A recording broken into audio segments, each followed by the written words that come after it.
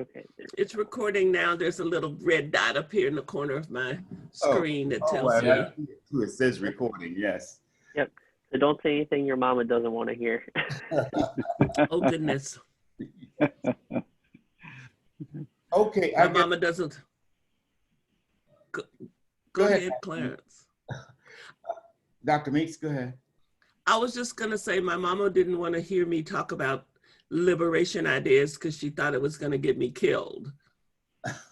Back in the day when I was, when I was younger, and particularly when I moved to the South, she worried all the time that I was either going to jail or get killed. And because she knew I was going to be speaking up for whatever I thought was right. And so she was always saying, be careful. And I catch myself saying that to my kids now. It's funny how you grow up and become your parents, so. Absolutely. Yes. Yeah. Grant, would you start us off with the prayer and then we'll start? Yeah, I'd be happy to. Okay, thank you. Mm-hmm. Let us pray. Most holy and life-giving God, the Holy Spirit that moves and breathes within us and directs us to where you call us to serve and to be present in this world. We thank you for the gift of this holy space that we share together as the Absalom Jones Ministry and with Dr. Meeks, as we listen and discern how your Spirit is inviting us deeper into this conversation around race and racial reconciliation and what our gifts are to offer to our wider community at this time. Be present with us. May our hearts and eyes and ears be open and willing to follow you. We ask all this through your most holy Son, Jesus Christ our Lord. Amen. Amen. Good morning, all, and welcome to Absalom Jones Subcommittee meeting. Dr. Meeks, we've been, the Absalom Jones was formed maybe 10 years, 15 years ago. And so we've been struggling, doing different things related to Black history and Black history and culture. Mm-hmm. And so recently, the Chancellor of the Diocese, also a member of our committee, gave a presentation on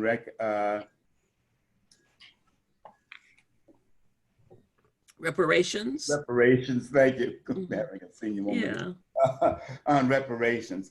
And so we decided as a committee, what can we do, to continue this discussion and to come up with a plan. And so the meeting today was to come up with a plan that we could present to the wider community, the wider community, yes. So that's where we are. We have not discussed more about it, except their meeting last 3-4 weeks ago, where we decided it was a good thing to do and the process of how to do it. That's where we are now, how to do that, how to come up with something that would be meaningful that we could present to the wider the church and the wider community if that's possible. And so that's where we are today.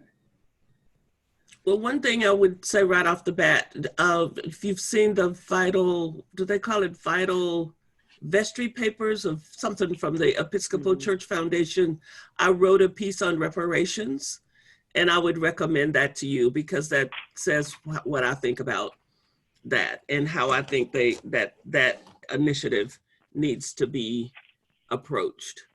Okay, and now, what's it called again, the Episcopal? It's the Episcopal Church Foundation's publication that is Vital Practices. Vital Practices. Yeah, it's in that one that just came out in July.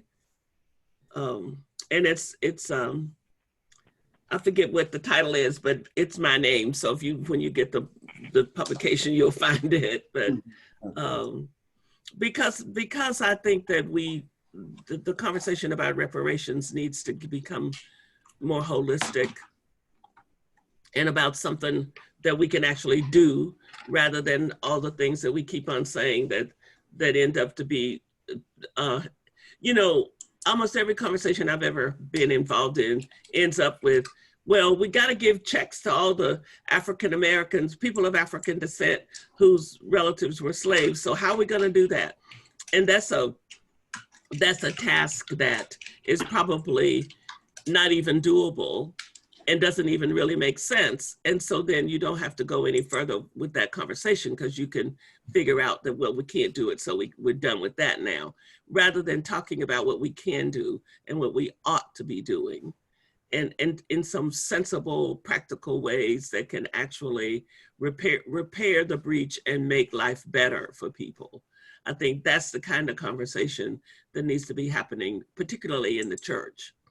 And that's what that piece is about. It's really, the major question that I think has to be asked is, what are white people willing to give up in order to repair the breach?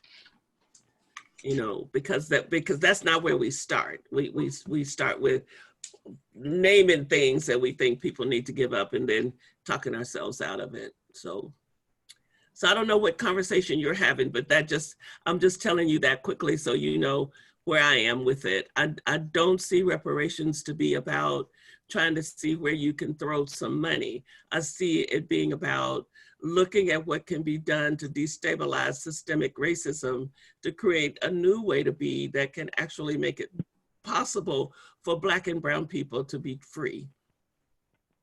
And how can we contribute to that? What can we do to contribute to that? And it may be about just, you know, some policy changes as well as money. I do think money is involved in it, but I think to start with money is to short circuit the conversation and to really make it clear that you weren't really trying to fix anything. Because, you know, if you got a lot of money, giving up some money is not a real big deal. If you don't have, if you can give up some money and hold on to your power and keep the system intact, then you didn't really do anything. And you'll get the money back pretty fast anyway. That's right, because we're a capitalist place where your investment can be. So we as people of faith have got to not play that game. We have got to be talking about the destabilization of the evil, indefensible white supremacy system that's running and ruining this country. And what are we going to do about deconstructing that and rebuilding it with something else? And money is a part of that process, but it's also a shift in consciousness and a shift in the way that we do stuff. And we just aren't, you know, basically we're just not ready to do it, which is why we haven't done it. You know, I mean, the church needs to start with making itself look more like the people that are in it. You know, that would be a good place to start, I think. So since you asked me, I thought I would tell you right off the bat.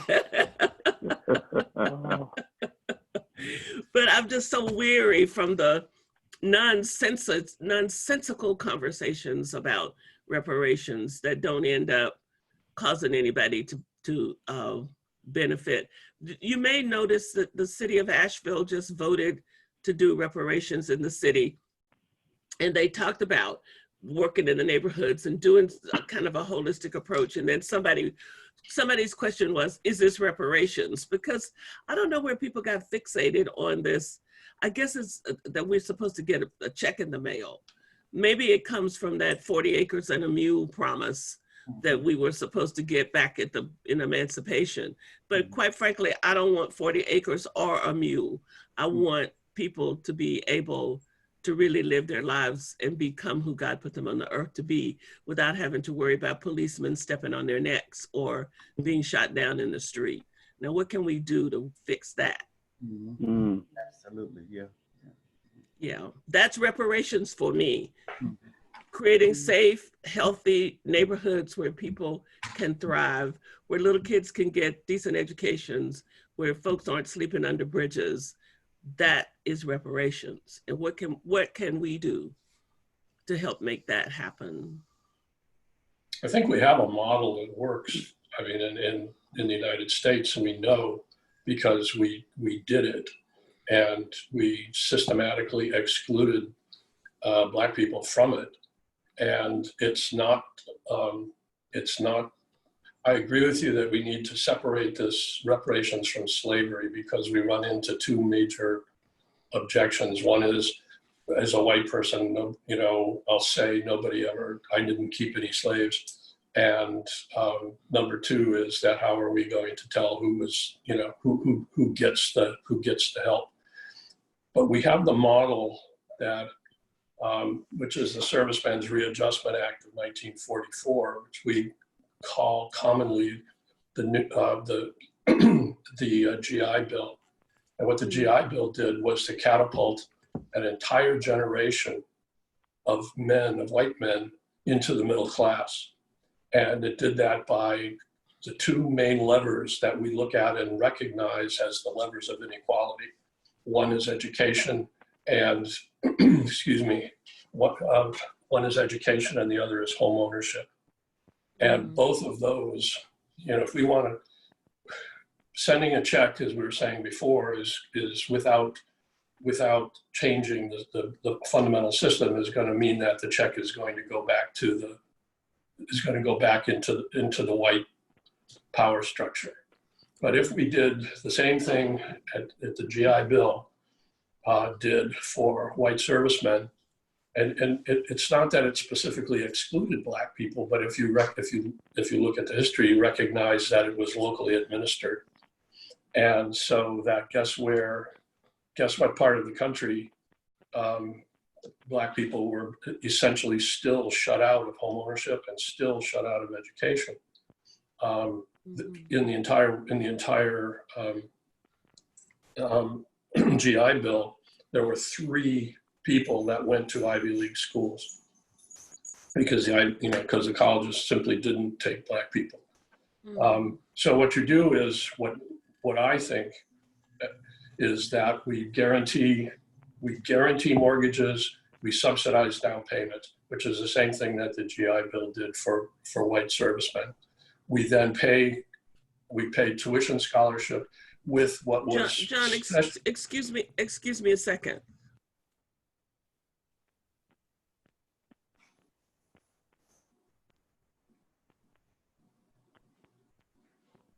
Hello? I'm sorry, my son was just asking me something. Oh. Go ahead, I'm so sorry.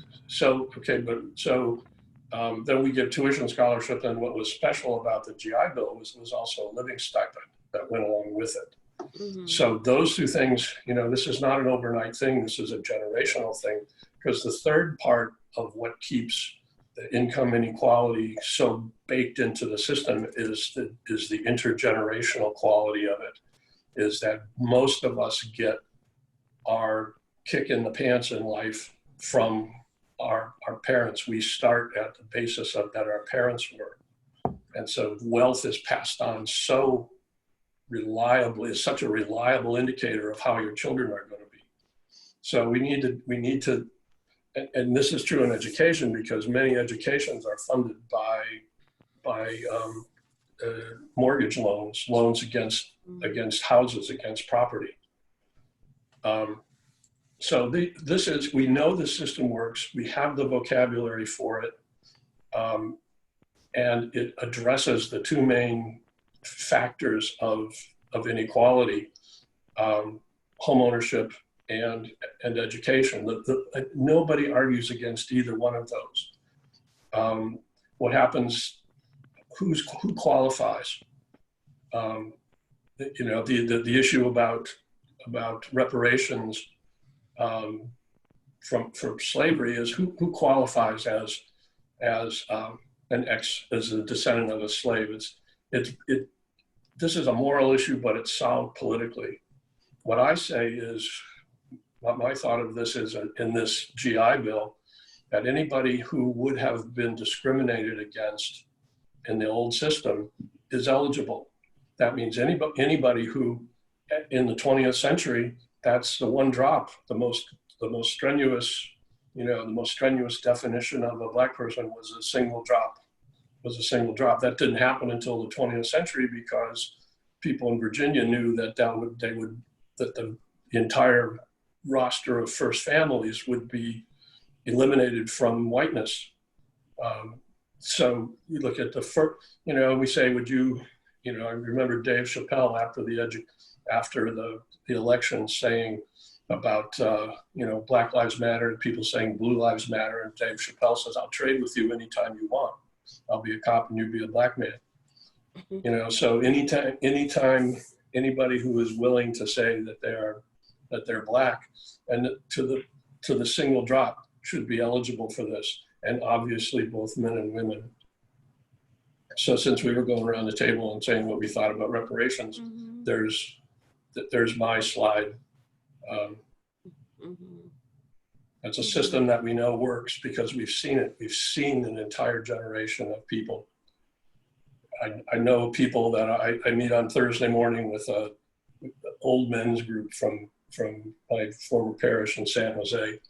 And we avoid politics most of the time. But when we don't, those people, they get all puffy when I say that the GI Bill was affirmative action. But it's exactly what it was. And it worked perfectly. Not perfectly, but it worked magnificently. So well, white folks have had a lot of affirmative action that they don't want to name. Absolutely. So. Right.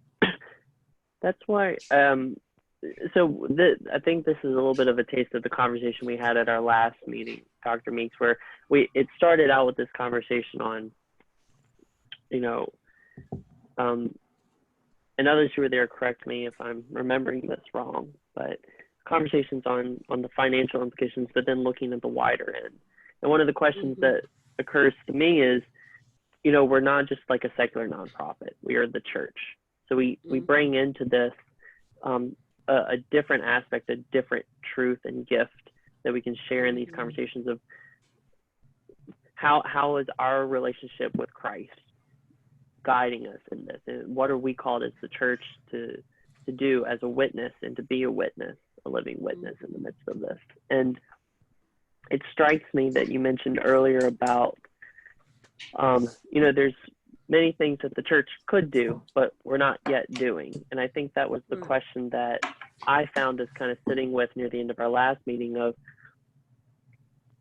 what's the unique work that we are given to do as the church in the midst of this, and how do we build, essentially, what's the foundation that we need to lay in order to build to that wider structural change to have those conversations. I'm curious from the work that you've been doing down in the Diocese of Atlanta, what does that foundation consist of? What's the foundation from which needs to be there to build upon, to have these conversations authentically, truthfully, vulnerably, and holistically? Right.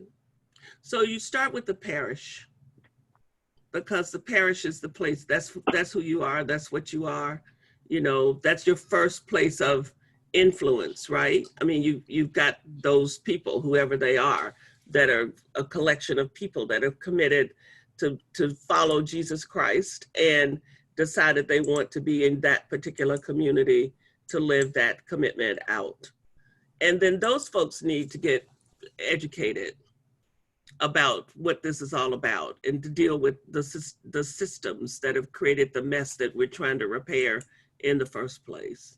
I mean, see, that to me is when you're starting where you need to be starting, because ultimately those folks go into workplaces and all around in the community, and if they go with a new attitude, they take a different message as they interact with in their jobs and all these places. So, and I think that the biggest question to be answered, as I said in the beginning when we started talking, is what are white people willing to give up of their white supremacy heritage to make reparations possible? What are you willing to give up? What are you willing to let go of? Which piece of power are you willing to relent so that we can change things? And until people start interrogating themselves about this, we're just going to keep on going around in a circle and keep on talking and having people polarized and not getting anywhere. And as far as concrete things out in the community, if you decide to go out in a community that you're surrounded by, I don't know where your church is, and I don't know what the demographics are, but if you're going to go in any community, then you need to start by going into that community and talking to folks about what they want and what they need. Because we're so good about sitting in some room somewhere and imagining what somebody needs based on whatever it is we need. And whatever it is we need to do, we decide that's what they need us to do. And oftentimes the thing we thought that they needed has got nothing to do with what we were thinking. And so if if your parish decides that it's going to step up to the plate and do this work, then it needs to do this inner work. And then if it comes to the realization, we don't want to just sit here and be turned on ourselves the whole time. We want to do something outward too, to kind of reinforce the inner stuff. Then find whatever community you're thinking of doing something with, go start conversations with them and begin a relationship. So out of that relationship can grow some understanding of what people need and want. That is not the work that people are usually willing to do. I'd much rather write a check and be done with it. You know, or have a conversation and fight about why you don't have to worry because you didn't own slaves, or some nonsense conversation that we get into all the time. And then after you've done all that, using up all that energy and you write your guilt check, then you can go right back to being who you used to be. And the real deal here is to come out on the other end with communities being transformed and with white people being in a new place about their understanding of what it constitutes beloved community. You know, we talk about, I want people to quit talking about stuff that they don't really want to live into, because we talk about beloved community and we're reconciliation and beloved community. We're all into that. And what does it mean to be beloved community? It means that you're willing to make sacrifices for your sisters and your brothers. You're willing to give up something. You're willing to let go of some of your power and your resources and your status or whatever it takes. You're willing to lay your life down for your sister or your brother. That is beloved community. And most folks who are talking about it are not anywhere near ready to do that. You know, some kind of idea up here, I guess maybe they're talking about it because Dr. King talked about it or something. I don't know. I rarely talk about it because I think that the best thing is that we can do is try to create a space where God might make us willing to be beloved community. You know, to create some spaces where people start saying, yeah, you know, I could live with a little bit less of this power that I have been carrying around all my life, thinking that it belonged to me because my skin is white.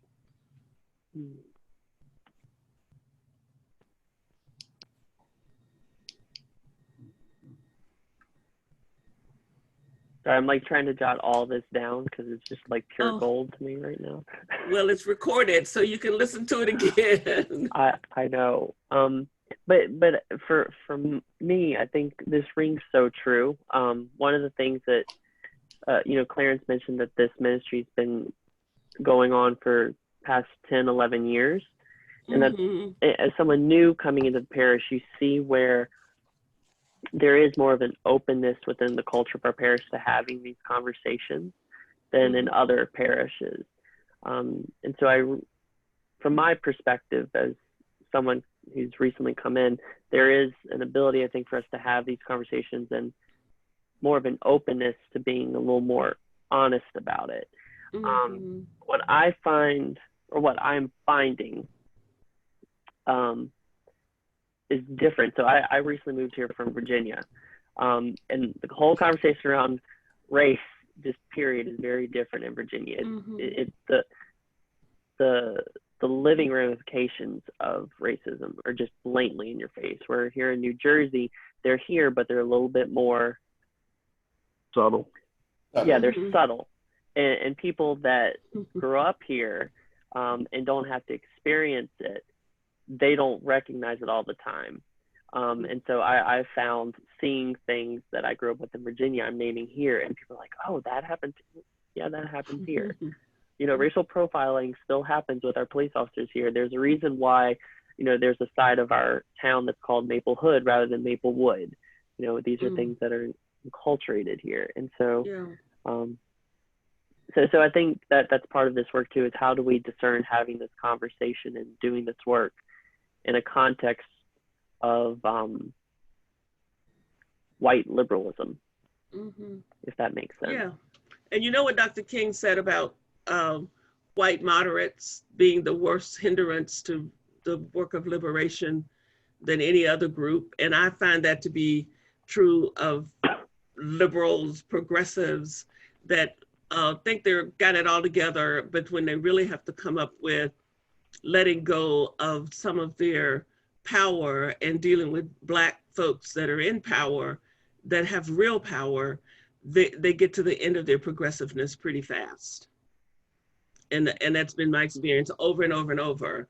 And so I want people to interrogate, how are you really ready to submit yourself to absolute African American and Latinx authority? Because that's a part of the whole reparations package. You know, are you ready to share power and really share it? And when the Black person speaks, it doesn't get edited because you accept it as that's, you know, I mean, how many times have I been in a meeting and had somebody try to explain what I just said when I speak perfectly good English, you know, but you're trying to explain it because you're trying to get yourself to fit into accepting that I said it. And it's just got to be nuanced just a little bit with your way of looking at it, because you just can't leave it alone. You know, that's so aggravating. And it's such an example of not being willing to let go, but to just kind of, you know, can't just let it go. So I think that there's so many steps in this whole process, and we always want to start at the wrong part of the trajectory, because all that first stuff that I'm talking about is a whole lot harder than talking about money. You know, it is a whole lot harder to talk about transformation than it is money. And you can't be transformed in a minute. Your money can help you maybe get transformed. That may be the first place you let go of something, you know, because that may be since that's the easiest thing, well, then start with letting it go. But the big piece is what you have done internally in terms of your perspective and commitment. And, you know, the Episcopal Church is in such a mess in terms of race and inequity. When you look at the leadership, when you look at the ways in which we keep on repeating all those patterns, and we keep talking about all of this, but then we don't ever really make many shifts. You know, if talking could get us somewhere, we would be so transformed. But you do eventually have to do something. And, you know, and you can talk yourself to death. So you think you've done something because you're so tired from talking. And while I think talking is so important, I do think eventually you got to do something. I think that's where we are. We're at the point where we want to try to do something. Yeah. Whatever that is, we want to try to do something so we can move on from where we were. And I think that's part of our discussion here today and our plan. And do you have you talked to the whole parish about all of this? Has there been any way I mean, I know you've been locked down and you don't want to start a conversation on reparations online probably, but is that a do something thing? I mean, have you done that something where you raise this conversation to a larger community rather than just whatever the committee is or whatever small group of folks that have kind of bought into it? What about the folks that don't even see the need for this because they didn't own slaves and they don't get how they benefited from the systems that are in place? Half the folks don't even understand what the systems are. They just think it's reality. You know, that's the way the world is because that's the world they know. So how do you begin to get folks to start realizing? I mean, I'm sure you've got people in your parish that don't understand the protest, don't understand why this unrest, what's wrong with us? Why can't we just all be okay? You know, why are we having to deal with Black Lives Matter? You know, if you don't have any of those people in your church, then you need to write it up because you're probably the only church in the country that doesn't have them, you know. So what about those folks? Who are they, and how do they influence what's going on in the daily workings of the church, that think Black Lives Matter is a communist plot or something, rather than understanding how it is a historical iteration of the struggle for liberation for the former slaves in America. You know, so you know, I don't know. I mean, doing some of that kind of work is doing something. Yeah, we've reached out to the neighboring parish, but we didn't have much success. We've reached out to, we have a coalition in our town called the Coalition on Race, and we didn't have much success with that either. So maybe we have to retry that and see where we go from there. Reaching out. The neighboring parish, what's the demographics? Well, the neighboring parish, the demographics is primarily West Indian. And West African as well. And West African, yeah. Well, those folks don't think that they have any oppression to overcome most of the time, and that Black folks are just African Americans are just a bunch of whiners. That's generally the attitude. I'm glad you said it, because we have the same in our own church. Yeah, we have a group and say, well, we're immigrants, and they don't understand that we set the ground for everybody to come here. Right. We did the hard work, making it possible for people to do the things they enjoy doing now. Yes. And they also don't understand that in this country, nobody cares where they came from. Their skin is Black. And if they get too far out of line, they'll find out what that's like. And it's wearying to me to hear that nonsensical analysis of you're an immigrant. Just because you're an immigrant, your skin is Black.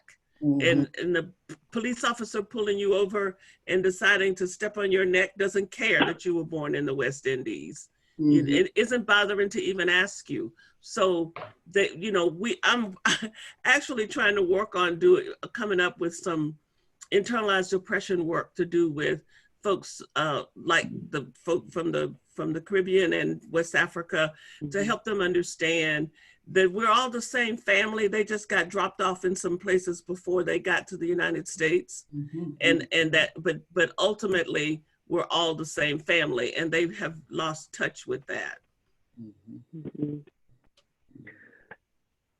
So if you can't tell, if in case you didn't notice, it's very aggravating to me, because because here you are on some high horse about you're different, and it's just like nonsense. I mean, don't you look in the mirror and what do you see? You know, do you think we just that racism is trying to differentiate you from me, because the average white person can't tell us apart anyway? You know, so, just this week, remember, did you see that those senators published pictures of Elijah Cummings and their condolences about John Lewis, because they couldn't tell Cummings from Lewis? I mean, really, that is just like, and of course, all of us who are Black just fell out laughing, because that's our common thing, that white people can't tell us apart. And, Elijah Cummings looks you could look at him a little bit and maybe mistake him for John Lewis. But if you knew John Lewis at all, you would know you weren't looking at John Lewis, So these guys are talking about how great what a great friend he was, but you don't know what he looks like.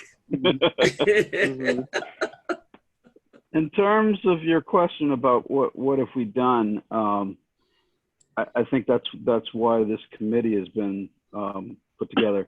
The Absalom Jones Committee as a group, as a unit, was brought into existence to try to educate ourselves as members of St. George's, the African-American and diasporan population of St. George's, about Black history, culture, and its contributions to the wider society, but the church at large.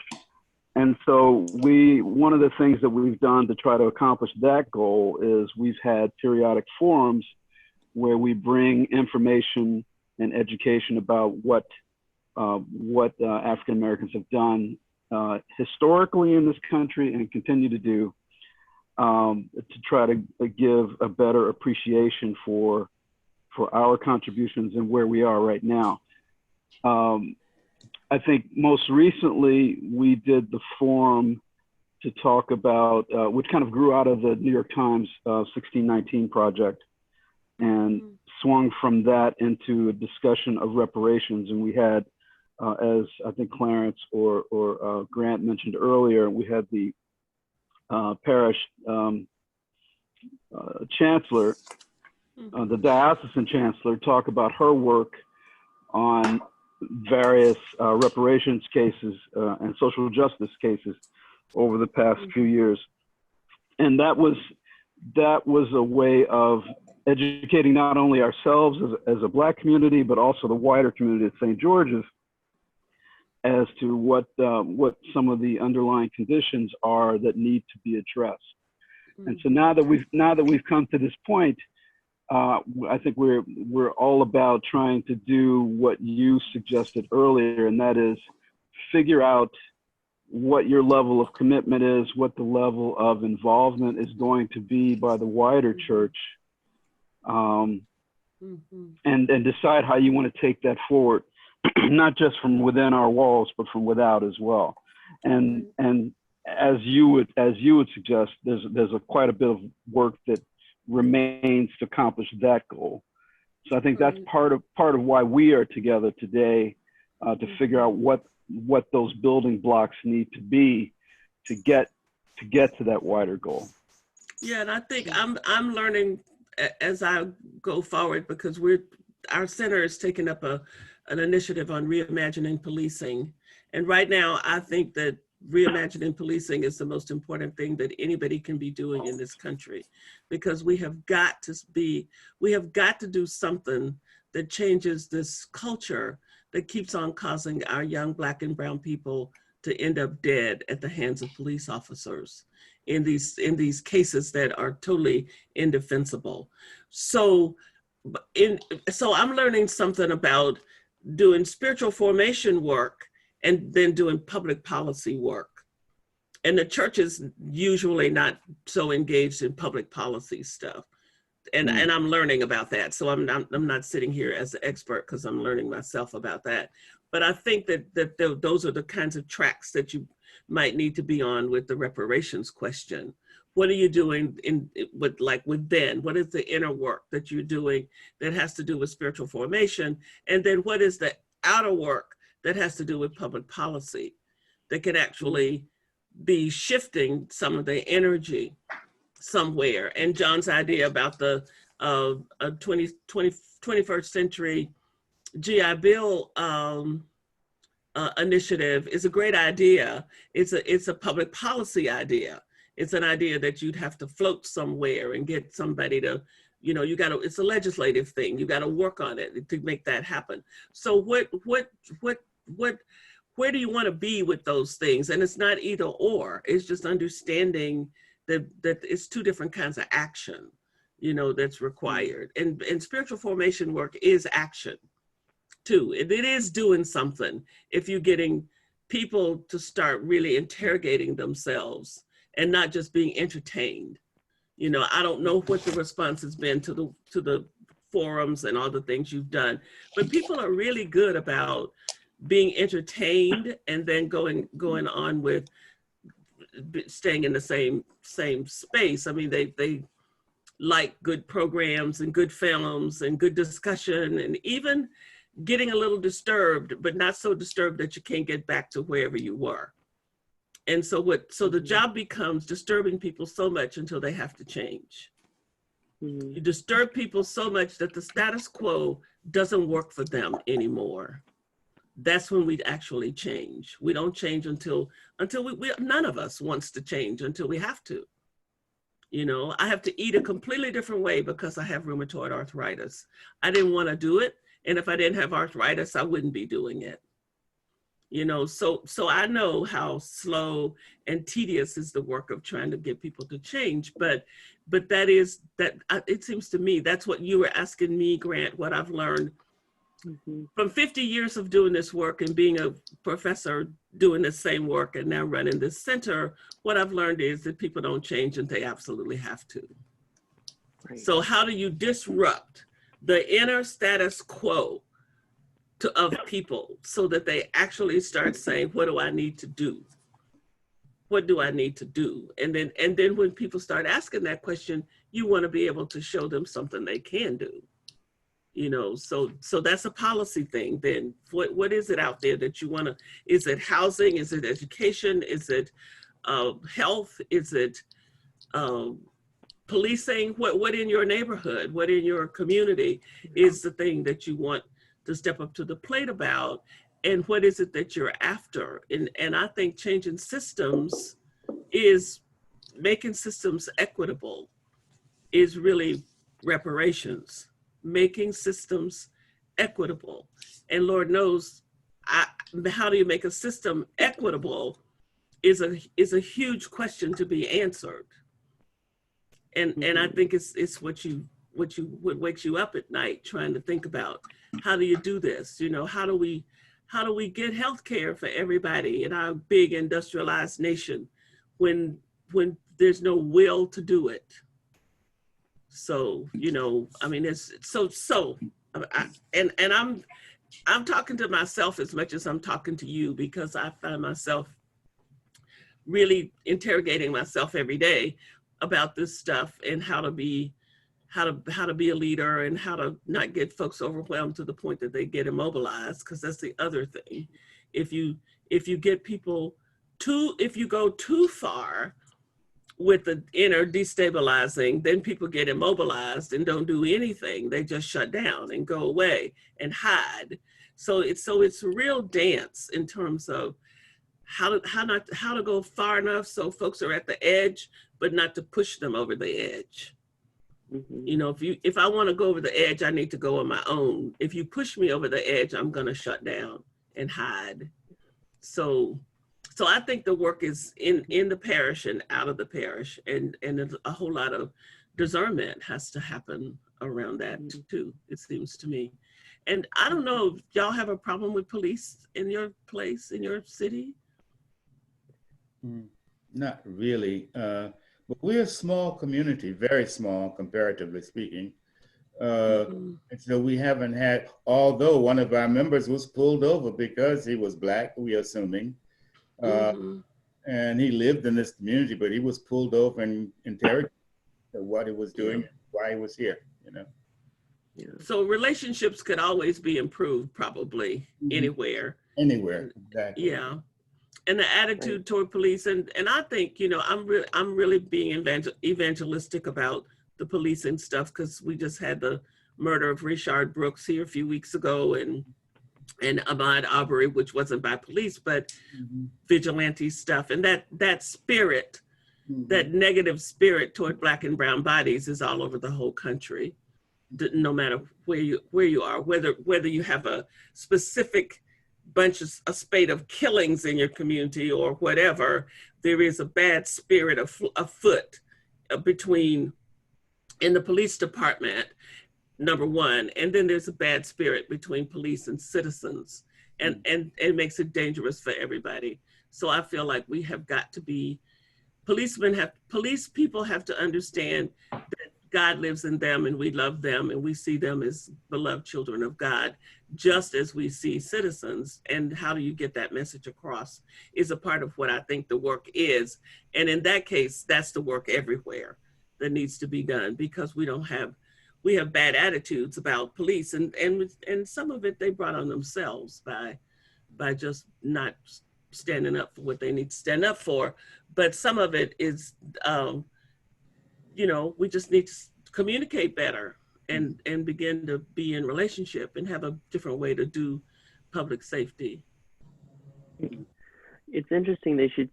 So what we've been doing this summer as a way to keep ourselves connected as a parish, but also keeping this work that the Absalom Jones Ministry has started. We've got small groups that we formed, and they've been reading Stand Your Ground by Kelly Brown Douglas, which talks a lot of the formation of police departments really as they are, and this idea white spaces, and which I think definitely has a play around here. Part of what strikes me in all that of your conversation about doing the internal work, but also having this action-oriented thing that we're constantly doing. So it's like we're doing this work, and then when you're ready, it feeds into this. Mm-hmm. One of the things that I heard when I was doing my interviews with the search committee in the vestry, the tail end of last year, was the school segregation up here on education. Like, I think New Jersey is like the 5th most segregated school system in the country or something like that. Oh, goodness. And when we look at our congregation, and Clarence and Ron and John, correct me if I'm incorrect in reflecting this, we do have racial diversity in the congregation. And when you look at where it's at, we have lots of families who are either interracial families, or they have adopted children that are not the same race that they are. Mm-hmm. And so when we think about recognize we can't address the whole system by ourselves, what's the one piece of the kingdom that we could work on? I wonder if that space of disrupting that space of whiteness in our education system might be something, because there's as you were talking about, the agent of change for white people in this sense, when it's your children and it's your friends that are deeply impacted by this, that might, I don't know if that y'all would agree with me that might be a soft space for us to move in, or if the policing is more of one that is more connected in our community. I think policing is very important. I haven't been affected by it, but I know it's there, and we know it's always there, always around us. With the interracial couples, people who've adopted kids from other races, I think most of those have been grown up now and gone, but they still, I think it's an area we should really discuss or bring to the discussion table. Put it that way. And maybe you would bring it in terms of questions about, is the school system, are there black schools and white schools, or just how does the school system look? Well, there aren't black schools and white schools, but they're not sort of homogenous in terms of an even distribution of black and white students. Mm-hmm. There's a major, we've had 5 superintendents in the last 4 years, I think is the number. Gracious. The current superintendent, there's a major initiative which started this, and was starting in March, and guess what happened to it? But of reintegration, of integrating our schools. Mm-hmm. And this was supposed to be by the registration time for kindergartners entering September 2021 was the deadline, or was the goal. There were several community meetings that were distressing in the sort of 1970-ish South Boston tenor of them, which was kind of, I was in Boston in 1970, and so recall that in the 70s, but that's clearly seen as a priority of the school district, and is a major initiative that people are taking very seriously. I'm a board member of the foundation, of the Educational Foundation. So I've been involved in this directly and indirectly. So, I can vouch for the depth of concern and things that what turned out, when the pandemic struck, and the schools were shut down, and everything went to online, there was significant inequity in the access to the internet. That there were like 90, I think I shouldn't say the number because I don't know it exactly, but it was a large 2-digit number of families in one of the schools that had no access to the internet. And the foundation paid for a pile of computers and a pile of hotspots.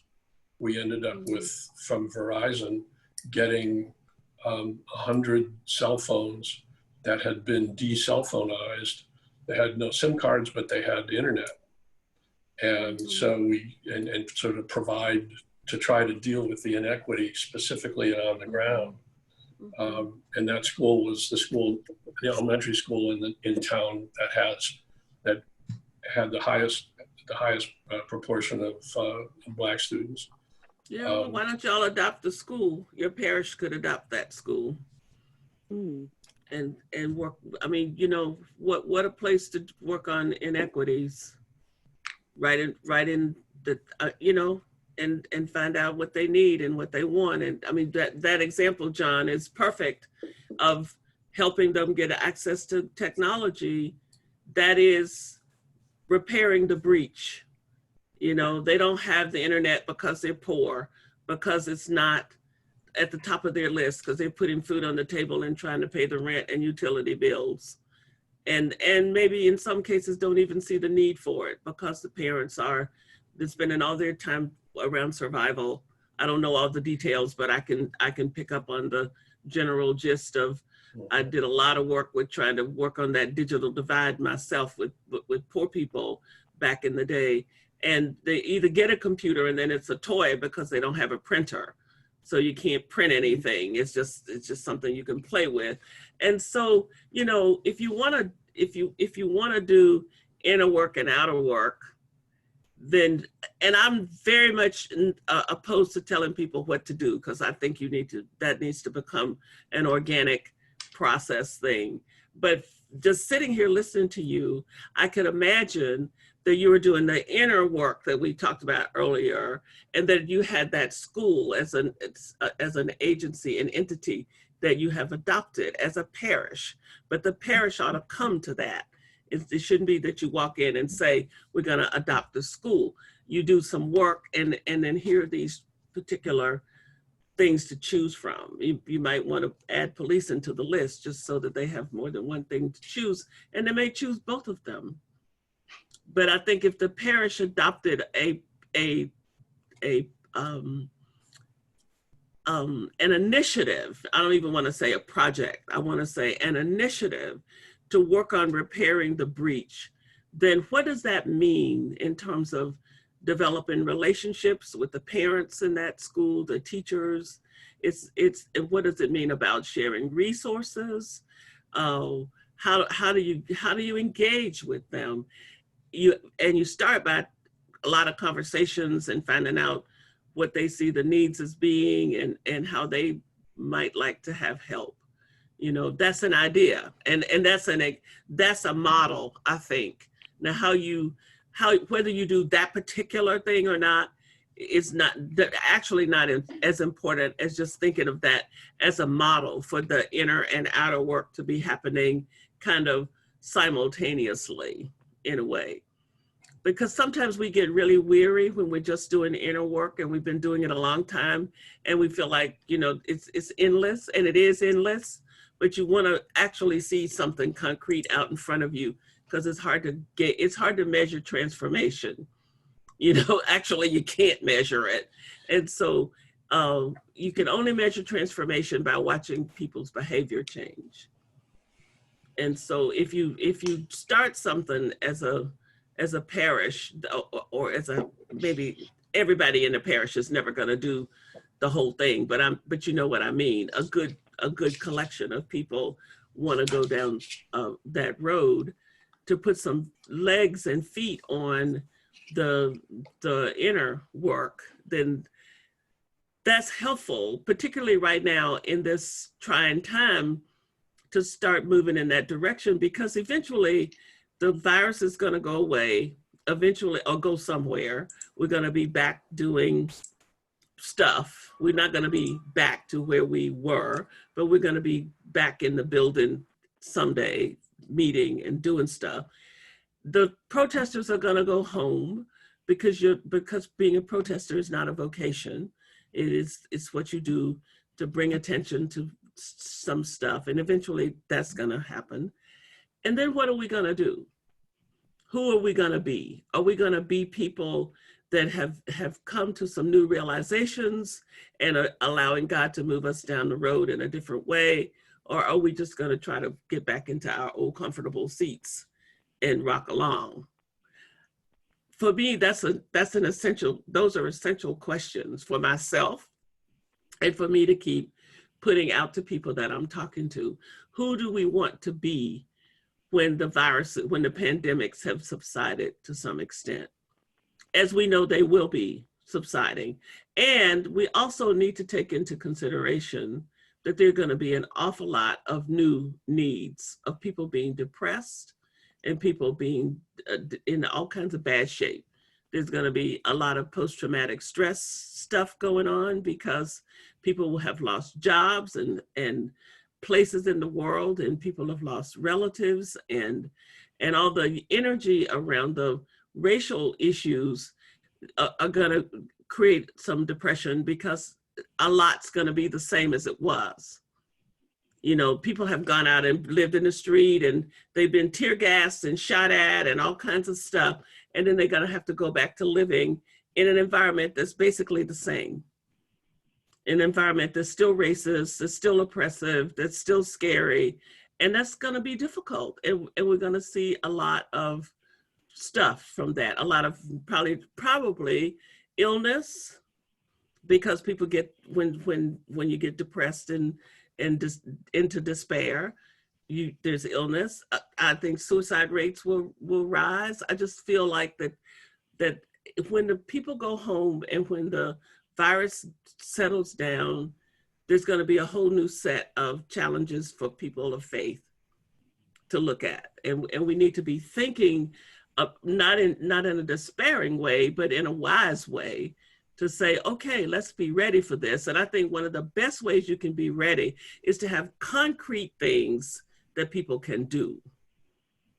You know, that the greatest antidote to despair is to be active.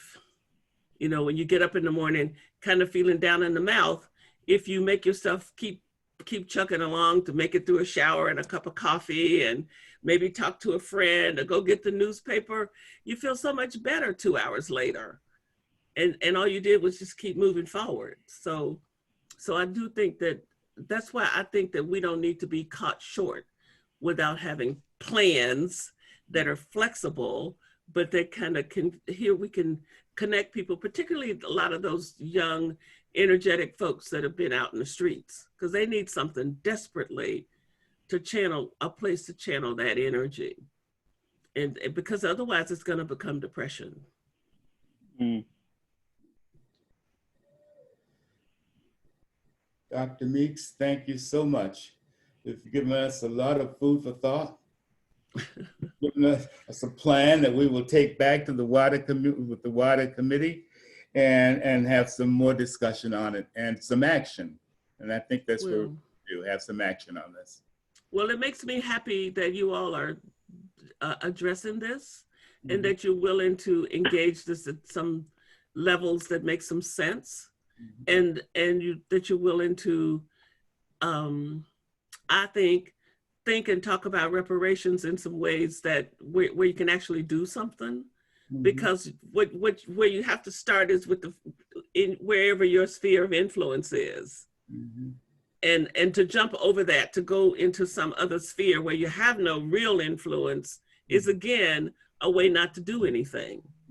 And so I think it's real important. It sounds like y'all got some perfect places that you could do something. And if your community is kind of small, you know, you could actually make some blueprints for some other places by showing how you have done this. I really think the church so desperately needs to be challenged to start being, to reframe its way of being in the world. And maybe that will come out of this time of having to do church in a completely different way. Maybe we will reframe our way of being in the world and not just expect everything to happen inside of our buildings that we're so in love with.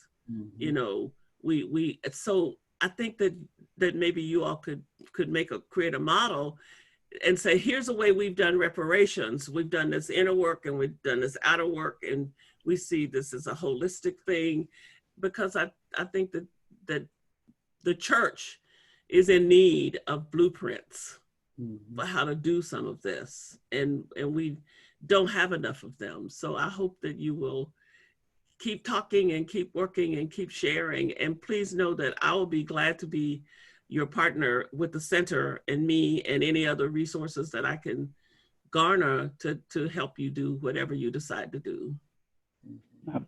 Thank you. That's great. Thank you so much. From ripples in a pond, we shall create waves. That's right. That's exactly right. And I'm hearing all the time John Lewis saying, get into good trouble, you know, get into good trouble. And by the way, have you watched the documentary Good Trouble that's made about him, that's on Amazon Prime? Okay. And I don't know where else you can find it, but that's where I found it on Saturday. It's so good. It is just excellent. I will look for it. Yeah, you know, you might get the whole parish grant to watch that documentary and have it be a part of a conversation. It would be worth doing. Mm-hmm. That's the kind of thing idea we do well. That's the kind of thing that we do well. We've had video showings of everything from say her name, Sandra Bland, to say amen somebody, to. So yeah, that's a great idea. I think particularly right now, when, you know, to do that documentary and to talk about Black Lives Matter as a because people need to understand, you're not going to dismiss Black Lives Matter as some little communist thing. It is an iteration of the long struggle for Black freedom in this country, and people might as well get conversant with that idea. That movement is not going anywhere, and it can, and it's the same thing that's being said about them was said about Dr. King. You know, he was a communist something, and this and that and the other. People just in love with Dr. King now because he's dead. You know, in 50 years they'll be in love with the Black Lives Matter movement because they'll be gone. And something else will be here because we probably still will not have done liberation. So I think you could put those two things together, the John Lewis documentary and the Black Lives Matter movement would be a good way to enter into the discussion about the Black Lives Matter movement as a continued iteration of the struggle, which is how John Lewis saw it. You know, so. And it fits very well, I think, with where we're at as a community. This will be coming out a little bit this fall, but currently as a parish, doing justice work, not just talking about it, but doing it has been an instrumental part and core value of St. George's. But we don't have a current mission statement. And so right now we've got a discernment team that's going to be launching a process this fall to have these conversations of, who have we been called to be in the past? Who are we being called to be in the future? So, and from my own personal perspective, my own prayer, I see and hear where this connection to the Black Lives Matter movement and to reorienting and transforming ourselves around this topic of race and reconciliation, this is a core part of us. And I see where these two conversations are going to merge well together this fall. That it's not just a one-off thing that we do, but this is a part of us. This is part of the work we're called to do. And our bishop's wife, Dr. Beth Sarah Wright, has written a little book that's 84 pages called Dignity. And it's got, it's a lovely little roadmap for how you assess who you think you are and who you really are. You know, so as your folks are working on a mission statement, I would recommend highly that you order that book for everybody and have them read it, because it's got some lovely principles in it about making sure that whatever we do restores and maintains the dignity of the people that we call ourselves trying to be engaged with. And it's I just did a great conversation with her on my podcast about the book. So if you go to our website, you can find that if you decide to use the book and want to hear her talking about it. But I would recommend it because it's got some principles that are laid out very nicely that I think would be a good backdrop for people who are trying to think about mission statements, because we make mission statements that are aspirational and don't realize that that's what they are. We think that's who we think we are, but we really are not there at all. And she really does address that very well. So I would recommend that very highly to you and your parish and the folks working on that. I will go order it after this phone call. Yes. I'll tell Miss Sarah. It just came out last week, and so I'm going to be one of her agents here for sharing the book with folks because we're always looking for good resources. I think, you know. So, well, it's great to be with you this morning. It's a good way to start out Monday, and you'll stay in touch with me and let me know how things progress and how else the center might be able to be supportive. Whatever we can do, please know. And go to our website, and whatever you find there that you can use, please just help yourself to it, because that's the whole point of it, to help. You know, we're one big family trying to get ourselves well. Thank you again. Thank you. Thank you. You're so Dr. welcome. Meeks. Take good care and blessings to you. Thank you. Bye. Blessings to You you, as Dr. well. Meeks. Bye. Bye now. Bye. Committee members, Yes. Yes. we have set a date for a meeting for the general committee. And for the committee, yes. I know it's coming up August, but I don't know if all of us are going on vacation or not. Are we going someplace this year? Vacations. What's that? So we're going to have a vacation. We can set a date in August, huh? I think so. I think it'd be important to do that. We got lots of other big conversations going, and I wouldn't want this to get lost in the shuffle of all that. Absolutely. I particularly like the idea of adopting a school or the police or something like that to work on. Mm-hmm.